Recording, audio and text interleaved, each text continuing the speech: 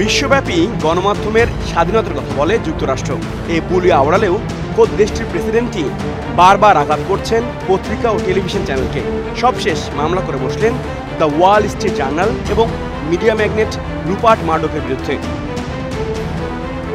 ট্রাম্পের অভিযোগ, মিথ্যা সংবাদ প্রকাশ করে মানুষকে বিভ্রান্ত করা হয়েছে। এজন্য তিনি $10 বিলিয়ন মানহানির মামলা করেছেন, বাংলাদেশি মুদ্রায় যার পরিমাণ 1,15,000 কোটি টাকার বেশি। সম্প্রতি ওয়াল স্ট্রিট জার্নাল এক চাঞ্চল্যকর প্রতিবেদন প্রকাশ করে। এতে উঠে আসে শিশু যৌন কেলেঙ্কারির একাধিক ঘটনায় অভিযুক্ত ব্যবসায়ী জেফ্রি এপস্টিনের সঙ্গে বন্ধুত্ব ছিল ট্রাম্পের। এই সংবাদ প্রকাশের পরই তেলে বেগুনে জ্বলে ওঠেন ট্রাম্প। মামলা দায়ের করেন ফ্লোরিডার এক আদালতে। ট্রাম্পের দাবি, এই প্রতিবেদন তার ভাবমূর্তি চরমভাবে ক্ষুণ্ণ করেছে। শুধু তাই নয়, বড় ধরনের চাপে ফেলেছে রাজনৈতিকভাবেও। তবে ওয়াল স্ট্রিট জার্নালের পক্ষ থেকে বলা হয়েছে, প্রতিষ্ঠানটি ট্রাম্পের মামলা শক্তভাবেই মোকাবেলা করবে।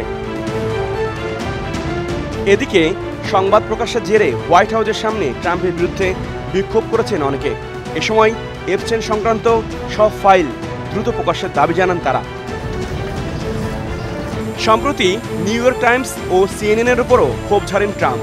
ইরানে হামলার পর ট্রাম্প দাবি করেছিলেন পারমাণবিক স্থাপনা পুরোপুরিভাবে ধ্বংস হয়ে গেছে। কিন্তু পেন্টাগনের গোপন নথির ভিত্তিতে ওই দুই গণমাধ্যম বিশেষ সংবাদ প্রকাশ করে। তাতে বলা হয়, পারমাণবিক স্থাপনা ধ্বংস তো হয়নি, কেবল কর্মসূচি 1-2 বছর পিছিয়েছে মাত্র।